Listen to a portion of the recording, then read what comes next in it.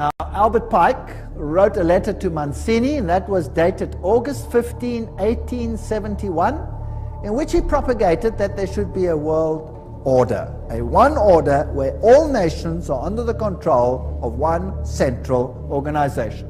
And in order to achieve this, they planned, and there are numerous quotes for this, so I've put a number on the screen because some will say, I don't trust this, I don't trust that, I don't trust the other.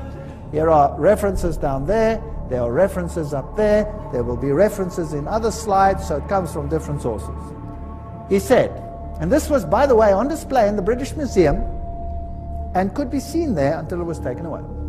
The First World War, to overthrow the power of the Tsars in Russia, protector of orthodoxy, and bring about an atheistic communistic state. Did that happen? Yes. Now that was written long before this event.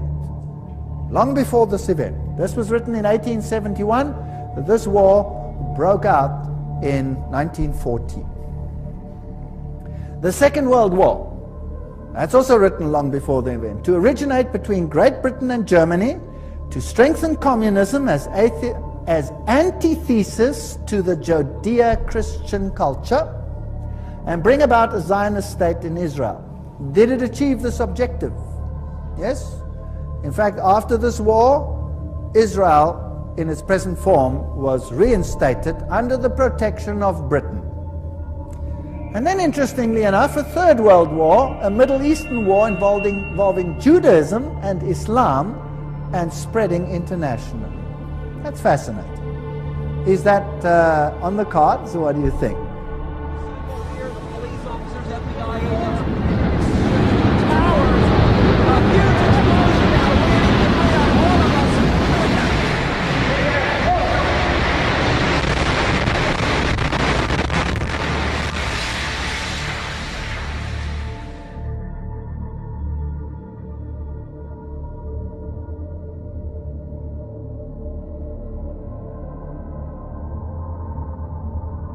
Certainly sounds like we are on track. Well, here's another quote, just in case people don't like that quote. Mancini with Pike developed a plan for 3 world wars so that eventually every nation would be willing to surrender its national sovereignty to a world government. The first war was to end the Tsarist regime in Russia, the second to allow the Soviet Union to control Europe, the Third World War was to be in the Middle East between Muslim and Jews and would result in Armageddon. Interesting. Now, how were they going to do it? Let's read what Albert Pike wrote about these wars and how they were going to be unleashed. He wrote, quote, "We shall unleash the nihilist and the atheist," so the destroyer and the atheist, "and we will provoke a formidable social cataclysm which in its horror will show clearly to the nations the effect of absolute atheism. Origin of savagery and the most bloody turmoil. Then everywhere the citizens obliged to defend themselves against the minority of revolutionaries will exterminate these destroyers of civilization, and the multitude, disillusioned with Christianity, will receive the pure light through the universal manifestation of the pure doctrine of Lucifer.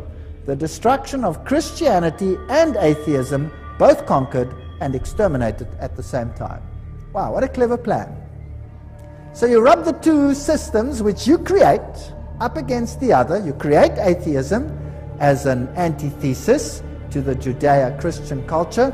You have these two clash until they rub each other up, and then out of that you will get a new world order where you have a new religion which is far more esoteric and actually honors Satan. Isn't that a rather clever plan? Well, it's very successful. That is why Ordo ab Cao is the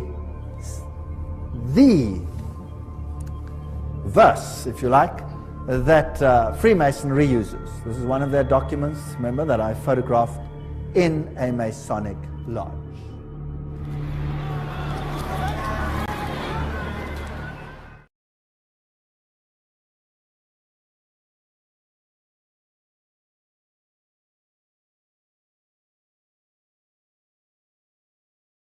Look at his clothes. He's not Iraqi. Ra'ed points out. It's not his real name, speaking to us on condition we conceal his identity.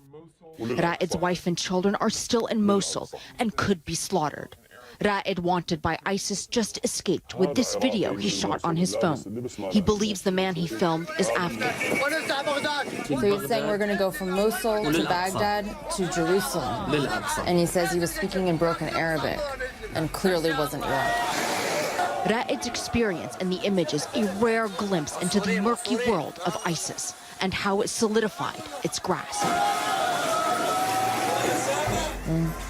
See, the kid is giving the ISIS fighter a kiss. Some of the women were even throwing chocolate on them and shouting, "You saved us from the security."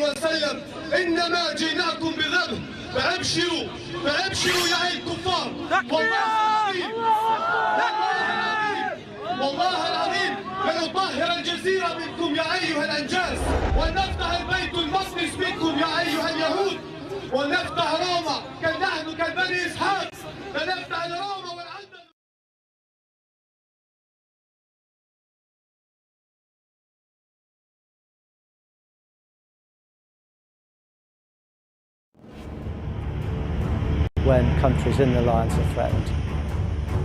The message is we have the ability, we have the will to protect the territorial integrity of the NATO alliance. And tonight we saw an example, capable air forces flying over Latvia, paratroopers jumping, holding the ground with all the other elements. And I think if I were a taxpayer here in this country, I would have said that is good results. When Ukraine crisis escalated, Latvia and also all Baltic countries asked to NATO to increase the NATO visible presence here in our region.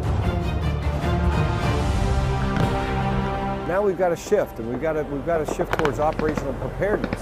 We've got to be prepared for what's next after Afghanistan. As I said before, we don't know where this next crisis is going to be. So we've got to plan against every contingency.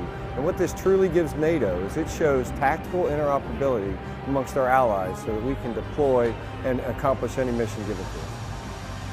Interoperability means militarily that we can work together, that we understand each other, that we have the same procedures and the same tactics, and we practice it together.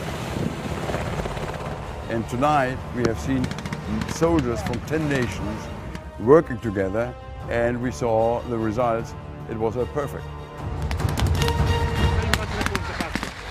Exercise Steadfast Javelin 2 are absolutely fundamental to the operational readiness of NATO and all the nation's forces in it. Attenzione, attenzione!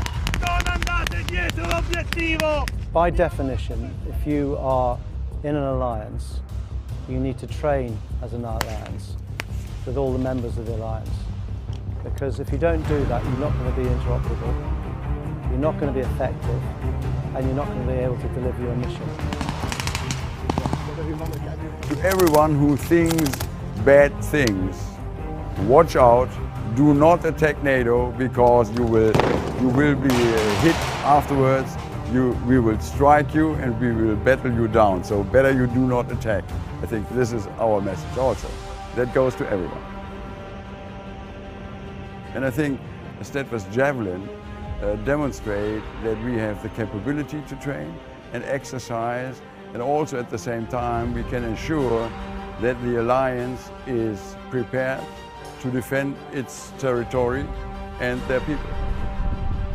If paragraph number 5 will be used, it is necessary that all participants from NATO countries already knows each other, and it's more easy to start operation where it is necessary. Make sure you do your lap belt. We don't know where we're going to go to next, what operation or what mission or what crisis is going to pop up around the world. We're not going to deploy there alone. We're going to deploy with our allies. So if we're going to deploy together, we've got to train together. And that's why this exercise, to give them a really complex objective, is to tackle a very difficult challenge is what's going to make us ready for tomorrow, whatever that challenge would be. But I'm convinced as a NATO officer, together we can achieve great things, and tonight it would not be possible without those elements from Italy, Latvia, Germany, Poland and all the other nations to be successful. When we're going to be needed, our nations won't ask if we're ready. They're going to expect it. And I think you saw here tonight that we're ready.